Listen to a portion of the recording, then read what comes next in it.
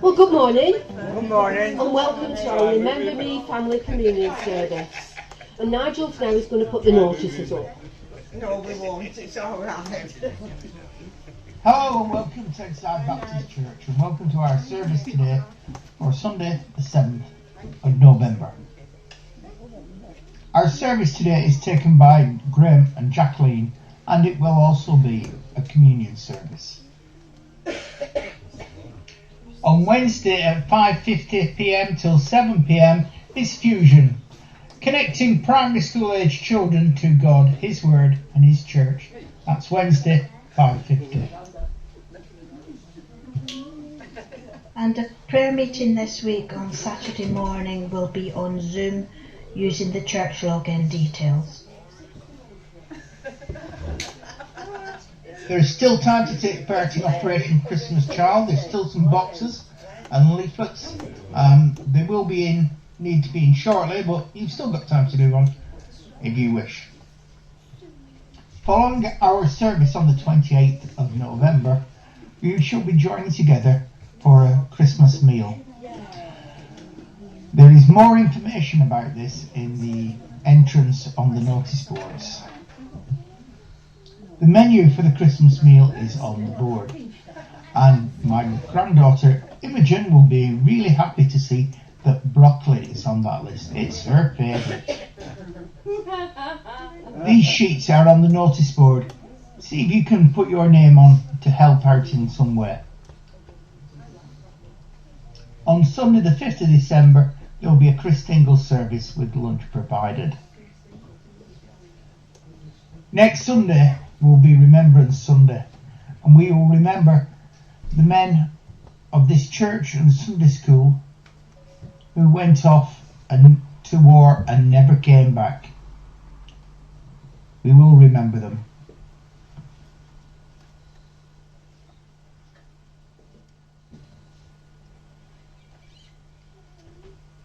Thank you, Nigel. And now it's birthdays. Now I know Archie's too this week, aren't you, Archie? Two. Yeah, two. Yeah, anybody else's birthdays this week? Is it yours, Skylar? No. Okay. Now we're doing something a little bit different so that Archie hasn't got to come to the front. Instead of singing happy birthday, we've got it on the screen. It's really good. If somebody could just switch the lights off at the back, and then I will come and give Archie his present. Is that okay?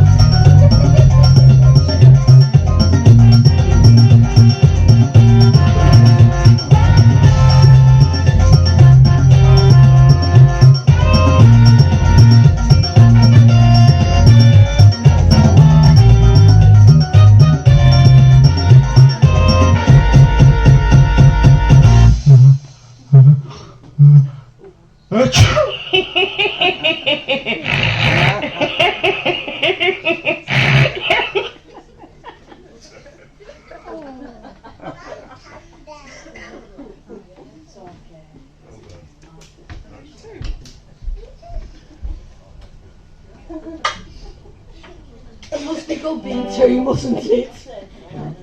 We play that at Fusion because it was Kai's birthday, so we did it for you, didn't we? Yeah, and he's not two. No. So, to begin our service, we're going to sing As We Are Gathered, Jesus Is Here. And we're going to sing it through twice, followed by Lord, You Are More Precious Than Silver, and Nothing I Desire Compares With You. If you're willing and able, please stand. As we are gathered, Jesus is here.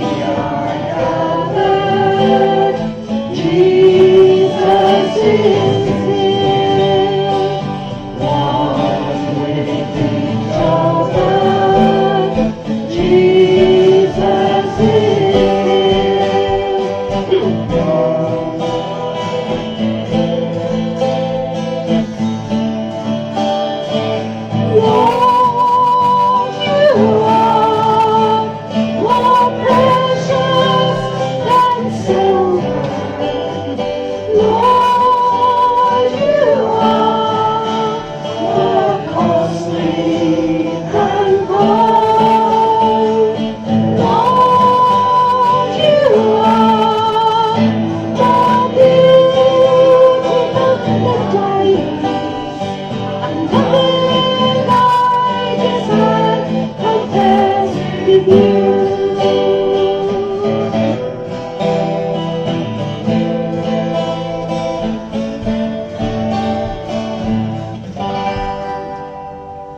sit down.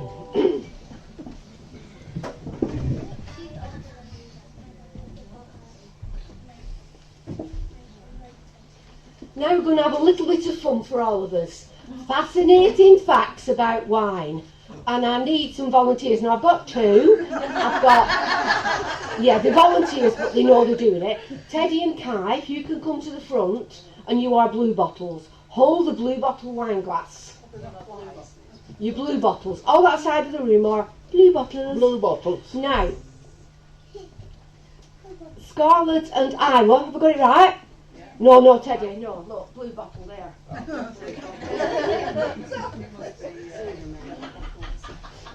You on this side, you are yellow perils. Can you be yellow perils? So you take it in turns to hold the wine glass. Now, practice. Hold your wine glass. If it's a fascinating fact, keep it upright. If it's not, go like that. Got it? Got it? Kai, come on. He knows me, I wouldn't usually speak to him like that. Got it! Now, you're in charge of this side, okay? You're in charge of that side. When I ask you a question, you can go amongst you and think, ask, is it a fascinating fact, a fiction? But then, Jillie's going to love this. When I blow my swanny whistle, you have to run to the front, and you've either to put it up like that if it's a fascinating fact, or you have to do that. Okay, so we'll just practice with this. If you're of a nervous disposition, cover your ears up. Right, what? Got it? See? Was that like good? Christine, was that alright for you? Yeah, I know. She covered her ears up big time then. Are we ready? Yellow pearl. Oh yeah, you could have been a yellow peril. You've got a yellow cardigan on. Yeah. Are we all ready? Do you know what you're doing, you two? No, you don't. Right. I'll ask a question. Got it? How old are you? 15? Right, okay. I'll ask a question. What you do is, follow me. Do this. You go down here like this, and you go, what do you think? Is it a fascinating fact or fiction? Right. When I blow my whistle, you screw it up front like that, and between you decide. Sorry, Kai. Yeah. You decide whether it's up or down. Got it? Sorry, I touched you. Sorry. I am hand sanitised. Okay. Question one. Got it. You two know what you're doing, don't you? Yeah. I thought you would. Right. Question one. Don't shout answers out though, because you know there is a prize. Now, is this a fascinating fact of fiction about wine? The custom of bumping glasses and saying cheers comes from ancient Rome, and it's to make sure no one was trying to poison you, because when you bump glasses the wine would spill into each other's glasses. Right, move amongst fascinating fact or fiction. What do you True or false? Ali, you need to move with her.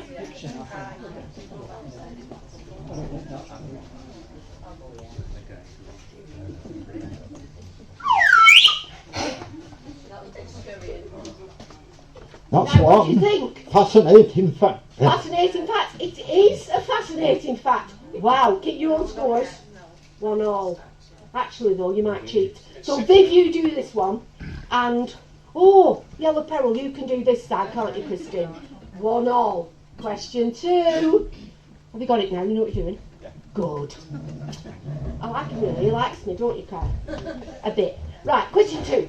We're still in Rome. This time it's ancient Rome. Women were not allowed to drink wine. Listen to this, men. If they did, their husbands were allowed to kill them lawfully. Fascinating fact or fiction? Go amongst you. Yeah. It's a bit harsh, isn't it?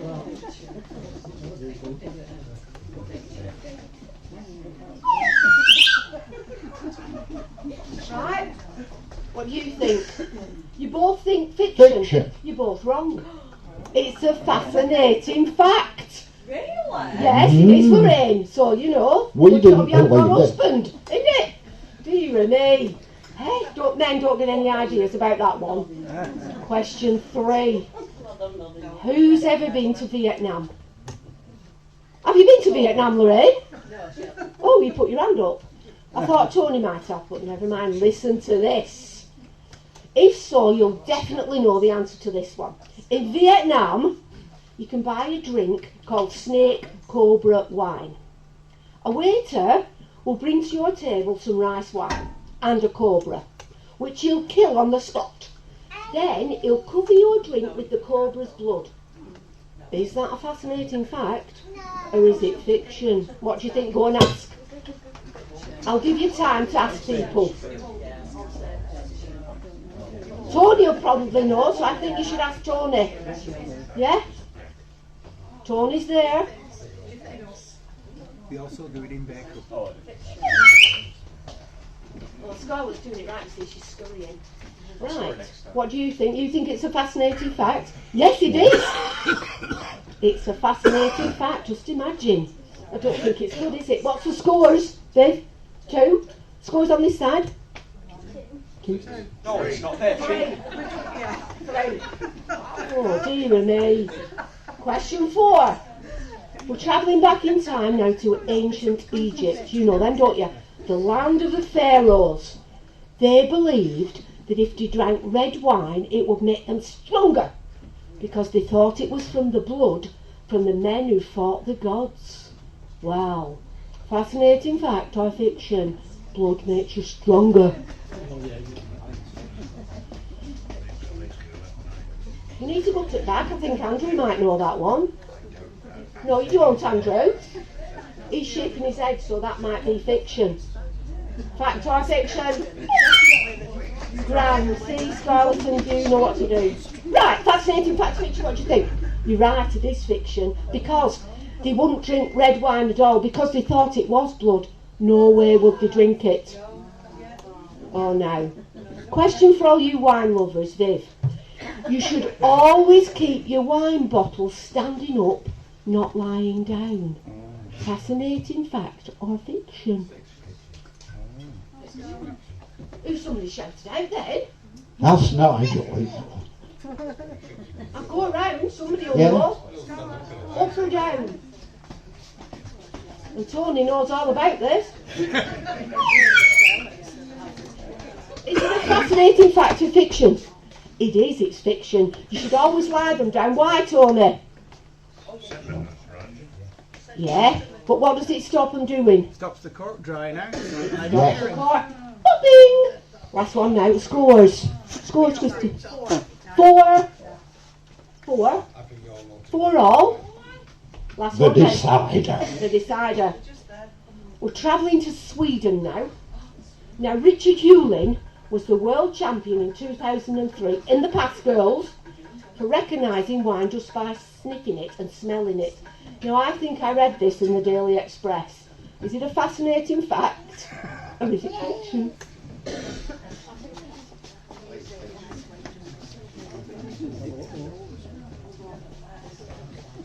I'll give you a bit longer since it's the last one. It's taking a long while.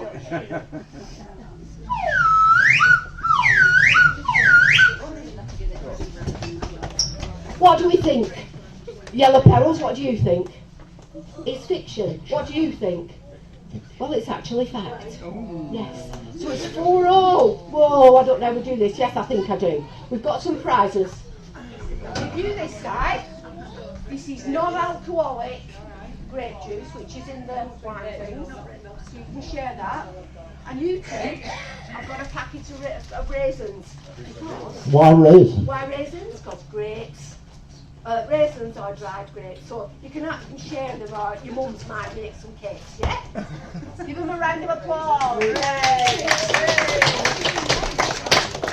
Yeah, you can keep it there, I don't know. You can keep the glass if you want. It has been painted inside and out though, so maybe not. Now we're going to be a little bit more serious. We're going to share the story of Jesus' last meal, me and Grandma, with his disciples and what happened afterwards.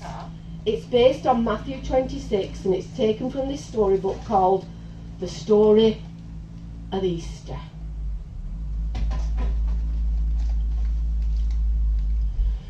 Jesus shared a supper with his closest friends. He knew his time on earth was coming to an end. And Jesus prays. He went into the garden late that night to pray, and desperate he said, "Father, is this the only way?" The men who hated Jesus found him praying there. They took him to be judged, even though it wasn't fair.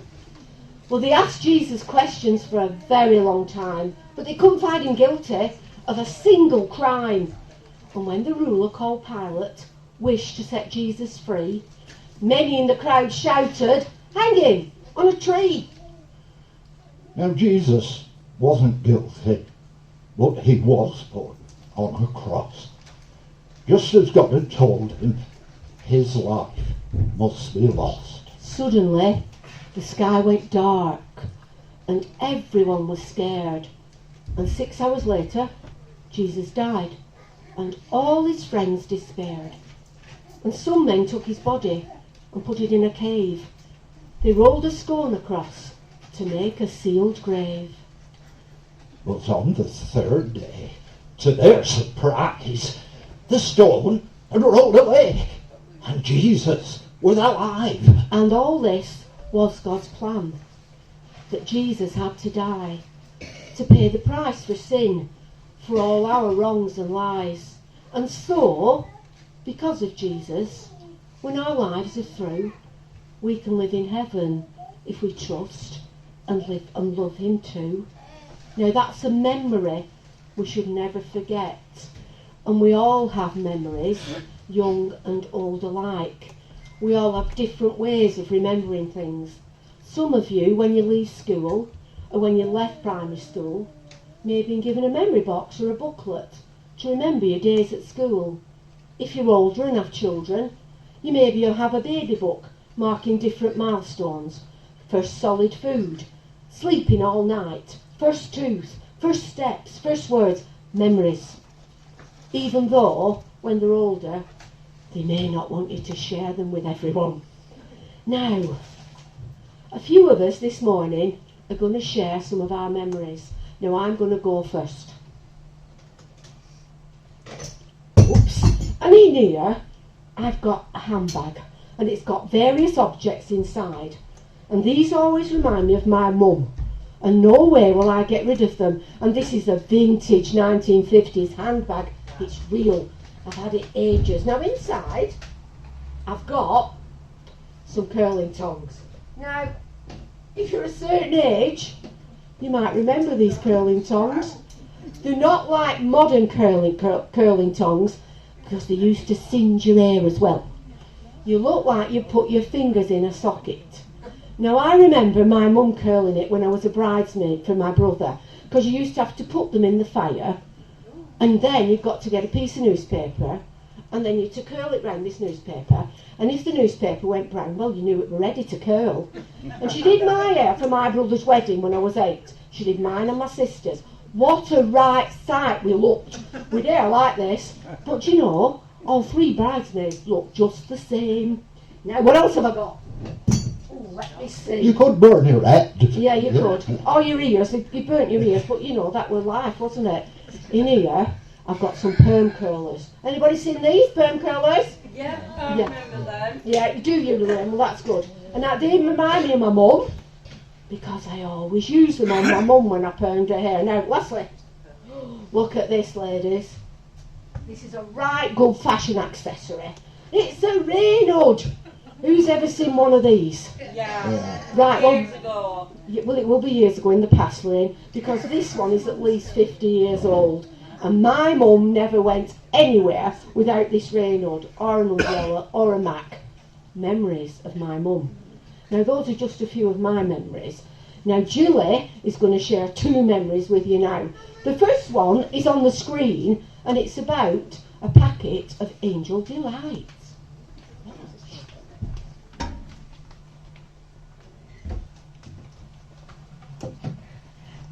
Yeah, it looks very innocuous, doesn't it? A packet of Angel Delight, nothing particularly exciting about that. Except for my dad, who used to preach, and my granddad, who was a minister, caused chaos far and wide with packets of Angel Delight. they took a service at Manchester Road Methodist Church in Haslingden. It started with my granddad. A whole host of Sunday school queens, all sitting in their fancy dresses, all the retinue with their fancy pink, white, all sorts of different coloured dresses. Until my granddad said, right, all you Sunday school queens, come up to the front and we'll make this angel delight. And the idea was that they didn't look at the instructions, they just randomly made things. Before long, all the Sunday school queens had droplets of angel delight, milk, all sorts, all over them. And you could hear the sort of shock and horror of their mothers sort of sitting in the audience thinking, how am I going to get that angel delight out of these big posh frocks? So that's one memory from both my dad and my granddad. The other one, I might have to ask Rachel to bring it round, is a picture of a little bear getting in the bath, and he's got a little bare bottom because he's left his fur on the door. And many years ago, I'd had a really horrible breakup with my fiance at the time, and Mum and Dad took me to the bubble factory at Aussie Mills just to cheer me up for the day. And this really it just tickled me, this sort of like bear with a bare bottom. So my dad bought it just to cheer me up. And ever since that, it's hung either on my bathroom wall or outside on the bathroom door, so you know which is the bathroom. But it always reminds me of my dad cheering me up. Thank you, Julie. That was great. Rachel, do you want to take it round? Good one. We'll all have a little look at that bear. Oh.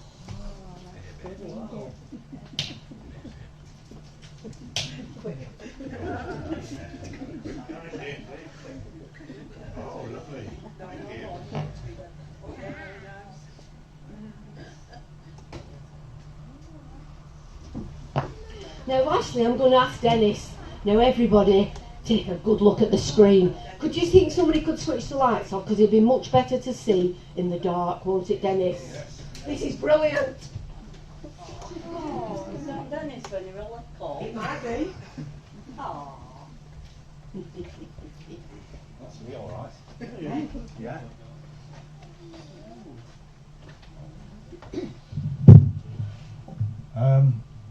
This is a classic 50s photograph, taken at obviously on the window bottom, on a back terrace house named Albert Terrace. It's possibly named after Albert, Queen Victoria's husband. And at that age, I've got many memories at Albert Terrace. We lived at number 6, and there was about seven houses. But they were back and front. We lived at the back, and unfortunately at the front there they never got any sun because it faced north, and we were fortunate in living on the south side. We had more or less sun all day, and during the winter we had some quite high snowdrifts on the terrace at the back, because the coal, what they called coal kites in those days, coal holders, there was brick buildings there, and it was only several yards apart from the actual house itself. So the wind tended to be sucked down through the gap between the coal kites and the house, and when the snow arrived, it used to drift. But when I was at this age, I was always waiting for the snow to arrive nearly every winter, so that I could get out on my sledge and have many hours in the sledging down the hillside. There was hills at the back of where we lived, and the meadows there had a gradient on, ideal for sledging, and we had a splendid time. And there wasn't many people of my age, unfortunately. I had to mix in with the older lads, and obviously if I stepped out of line, they gave me a clip over the ear hole.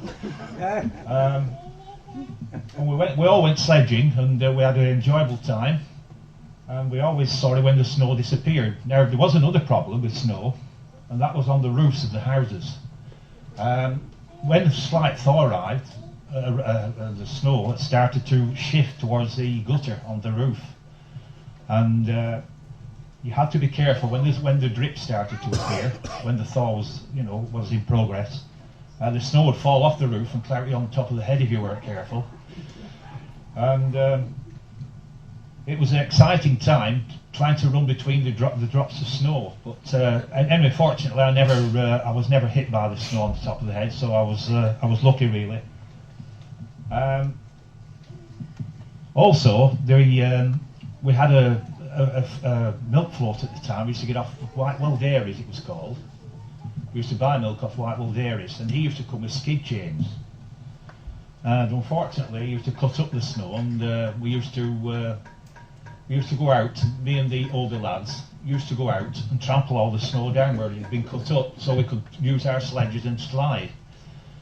And unfortunately, the neighbours didn't approve of this at all, because one or two of the neighbours did fall down occasionally, as it was very slippy.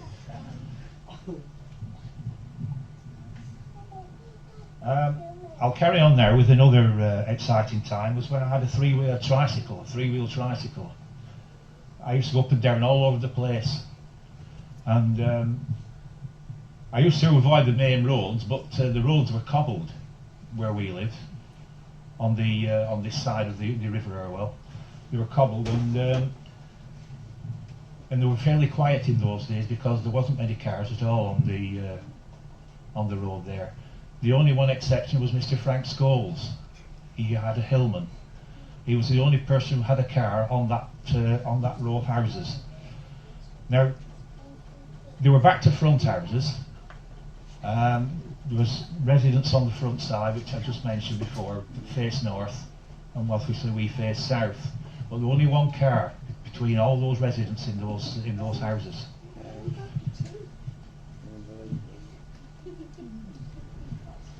I'm trying to think some more on now. If you can just.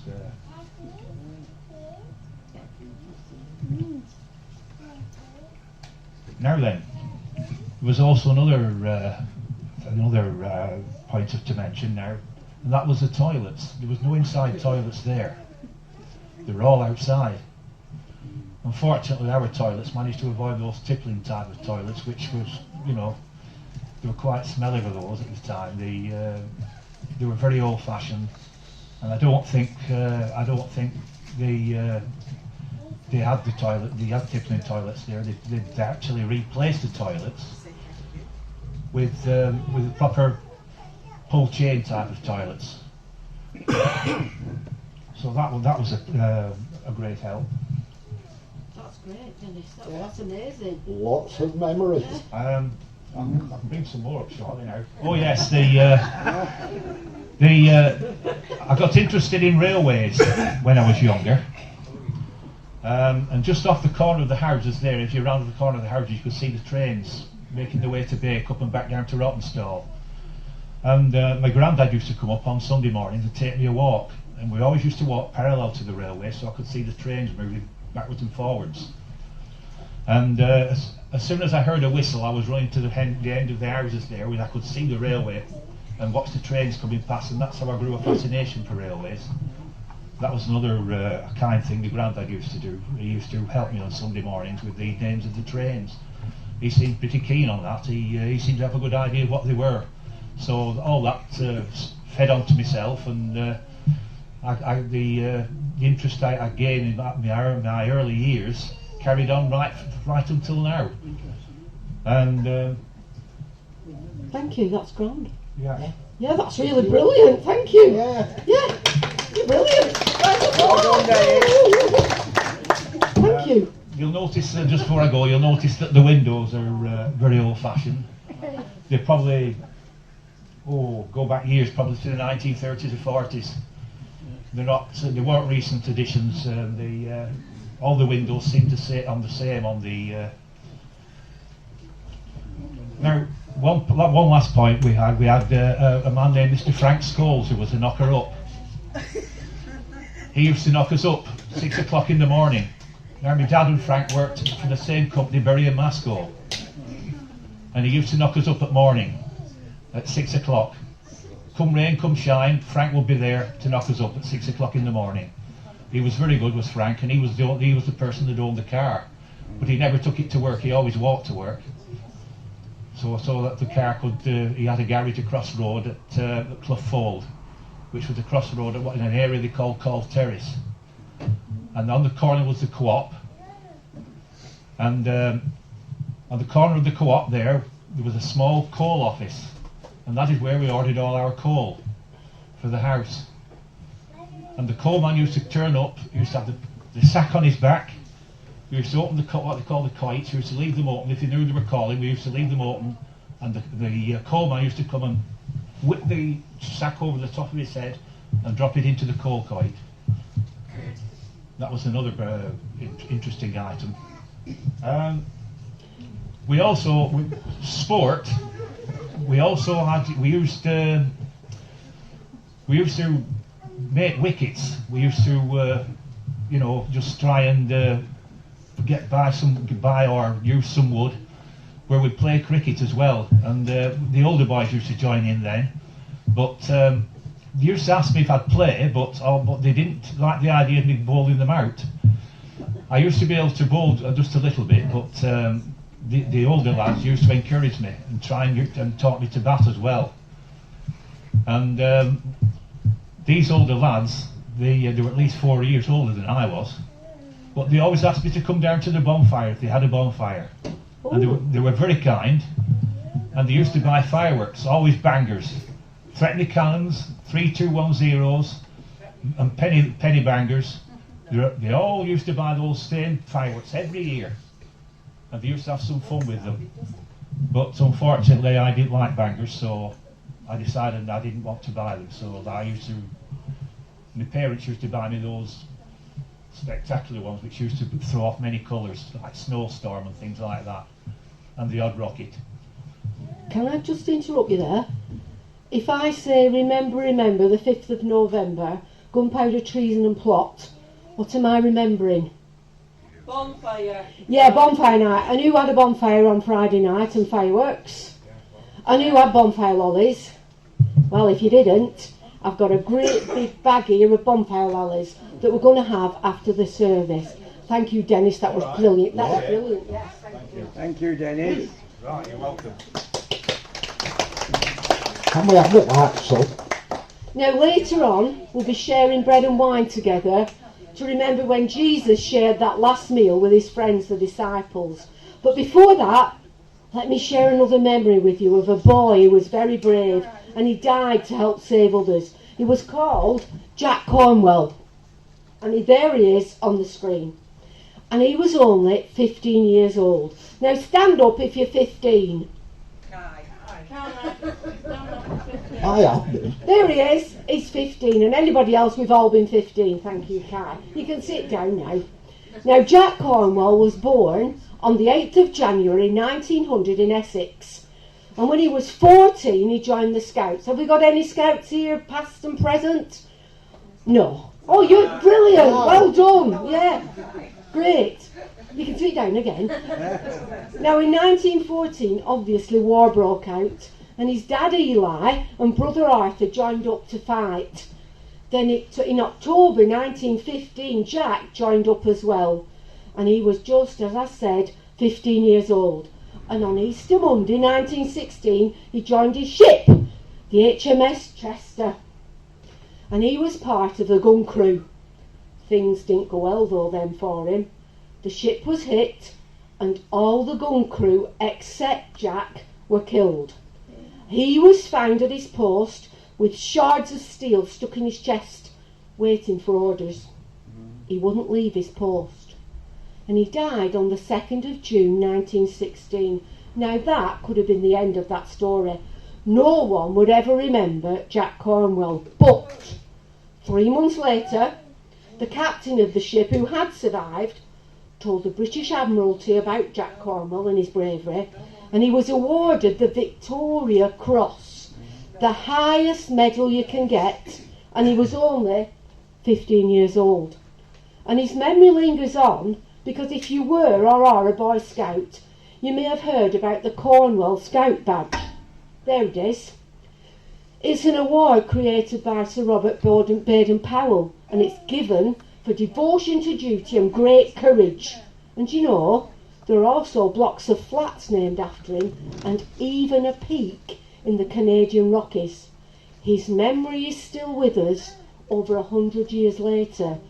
And as I said earlier, we will be remembering how Jesus' memory lives on when we share with each other the bread and wine, which he shared with his disciples before he gave up his life for us. And that happened over 2,000 years ago. So to close that little memory bit, we're going to have a little prayer. Can we all say it together? It's on the screen. Father God, bless those who love us, those who make for us a safe home. Bless them with your love. Those who provide the things we need, bless them with your love. Those who live too far away to visit, bless them with your love. Those who remember us in their prayers, bless them with your love. Now we're going to be still now. And if you wish, on your Remember Me communion card, you've all got one. If you haven't, there's some at the front here. And I want you to write down the name of someone you'd like to remember in prayer. Now, Hazel has got some pens, and there's some here. She'll come amongst you and give you a pen if you'd like to write on it. And then in a few moments, Teddy and Kai will collect them, and they're going to put them on the cross. And then we'll collectively pray for them. And then if you wish, at the end of the service, come and take one off the cross and remember that person this week in prayer. There are some more pens here. Kai, would you like to give some of those other pens out? Please. Can you please give them out to everybody? Thank you.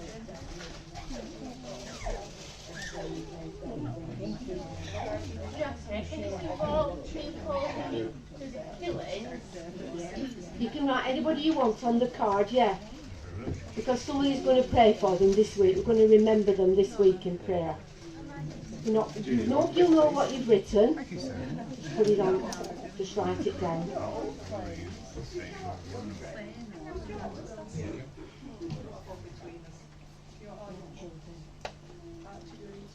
I think there's some there who haven't got pens.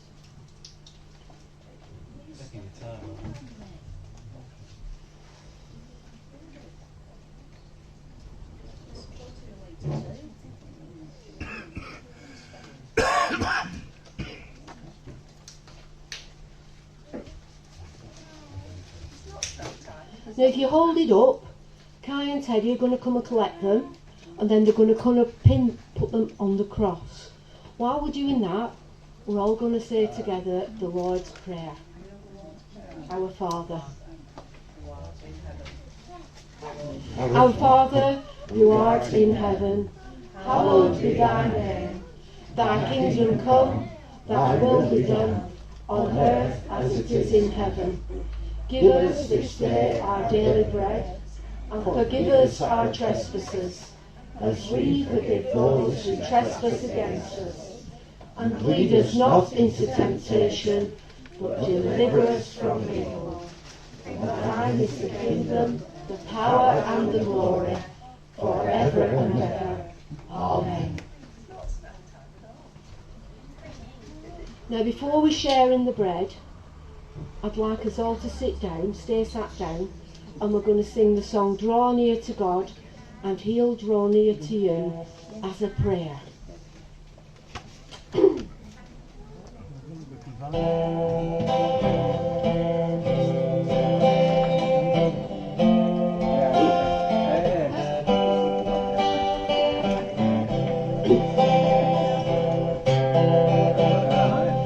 Draw near to God, and He'll draw near to you. Draw near to God, and He'll draw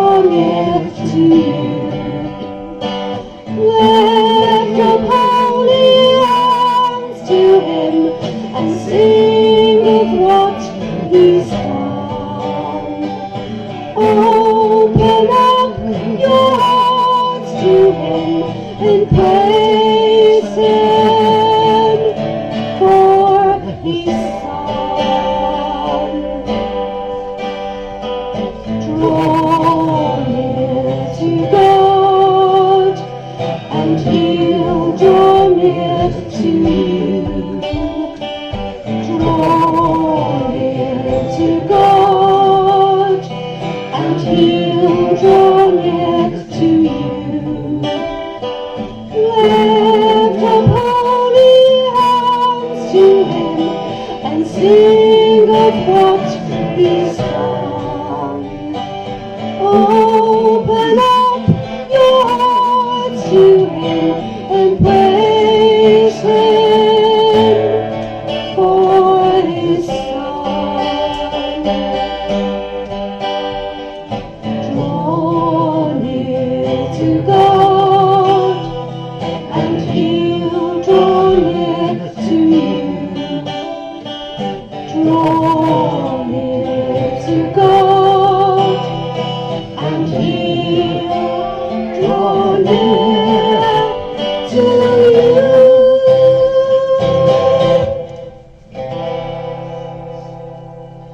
And now it's time to share in the communion. I'm going to hand over to Graham, and then myself, and I'm just going to ask Christine if she'll help give out the wine. Is that okay?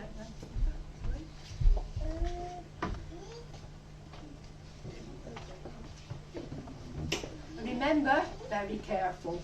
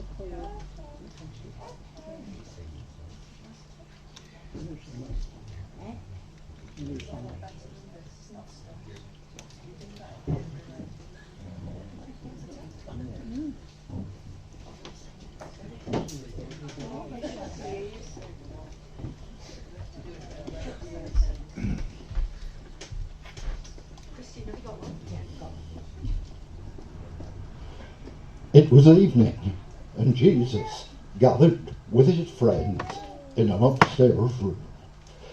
They shared a meal together. Then, as darkness fell, Jesus took some bread and took some wine.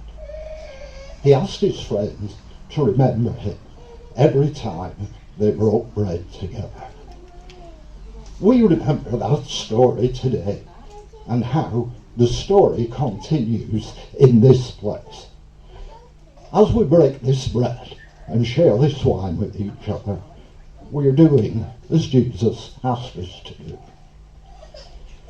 Father God, of all the things you have created, we take the simplest food. Through the Spirit, you have set this bread and this wine apart to be used to remember you.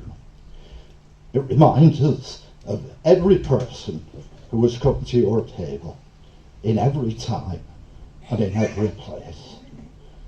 Jesus took the bread and broke it. He said, "This is my body, broken for you. Do this in remembrance of me." So let's share the bread together.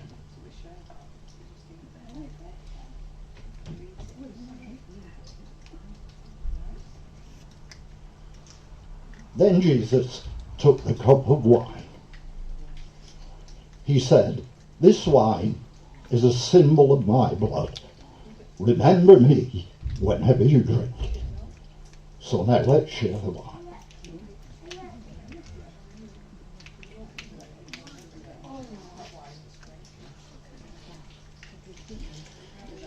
In the great story of Jesus, we hear of your love for us. And we remember all that Jesus has done for us because of that love.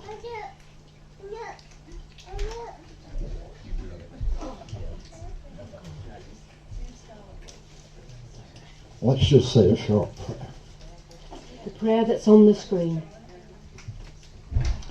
Help us always to love you as you love us, remembering that you told us to be kind to one another and to forgive each other, because you died on a cross to forgive our sins. Amen.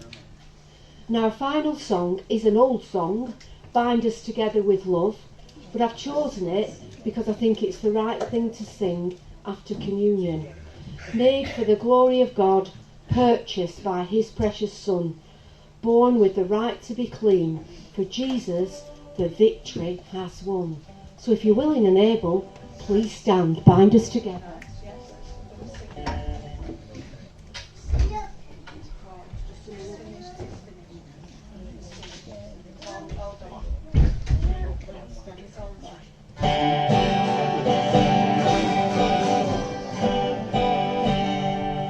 Bind us together, Lord, bind us together with cords that cannot be broken. Bind us together, Lord, bind us together, bind us together with love. There is only one God. There is only one King. There is only one way. That is why we sing. Bind us together, Lord, bind us together with cords that cannot be broken.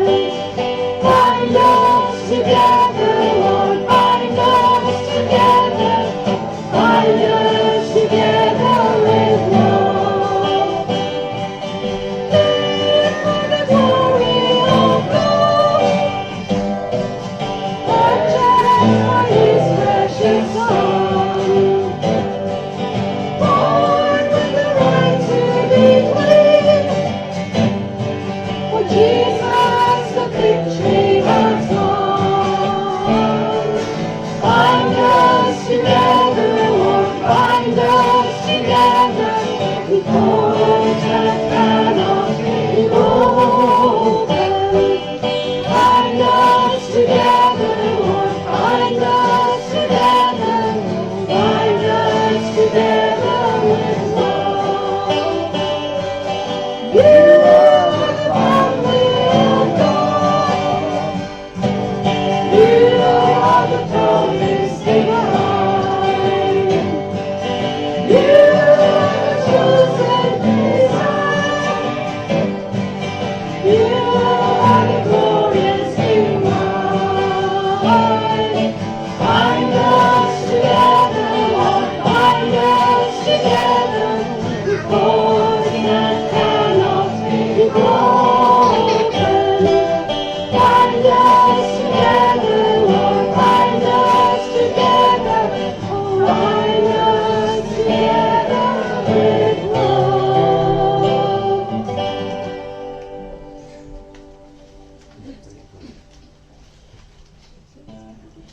You are called and loved by God the Father and kept safe by Jesus Christ.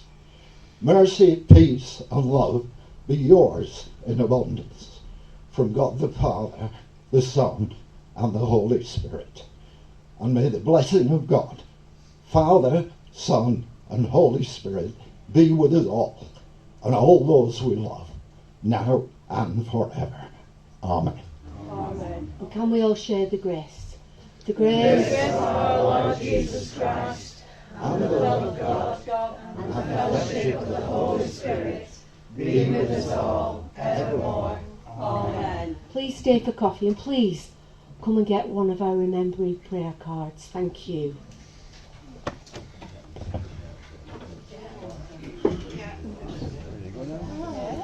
Very good.